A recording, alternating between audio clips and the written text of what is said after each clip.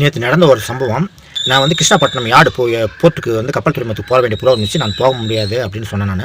அதுக்கு பதில் வேறு ஒருத்தர் அனுப்புறதா இருந்துச்சு. அவர் ஒரு வாரத்துக்கு முன்னாடி தான் ஹார்ட் அட்டாக்ல இறந்துட்டாருன்னு எனக்கு சொன்னாங்க. அது இறக்கிறதுக்கு ஒரு வாரத்துக்கு முன்னாடி அவர்கிட்ட நான் பேசினேன். 1/2 மணி நேரம் பேசினேன். ரொம்ப நண்பர்.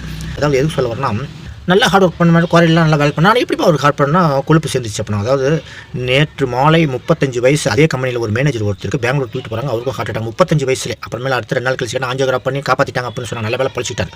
அம்ஜத்தின் ஒரு நண்பர் பெங்களூர்காரர் எனக்கு பேமெண்ட்லாம் கல்லெல்லாம் வாங்கி பஸ்ஸில் கூட்டம் அனுப்பிச்சு விடுவார். அவருக்கு 5000 ரூபா கொடுப்பேன். அவர் 32 வயசுலேயே ஹார்ட் அட்டாக்ல இறந்துட்டார். 2 சின்ன குழந்தைங்களை விட்டுட்டு, பொண்ணு குழந்தைங்க 2ம்.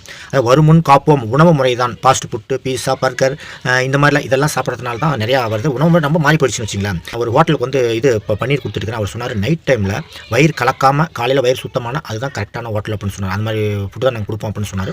ரொம்ப பிடிச்சிருந்தது அந்த பாலிசி. அடுத்தது இன்று அவர் ஆரம்பித்து 8 மாதம் ஆகுது. ஒரு நாளைக்கு வந்து 800 பேர் வராங்க. ஹோட்டல்னால் அப்படி தான் இருக்கணும். அதனால் வந்து உடம்பை ரொம்ப கேர்ஃபுல்லாக பாருங்கள்.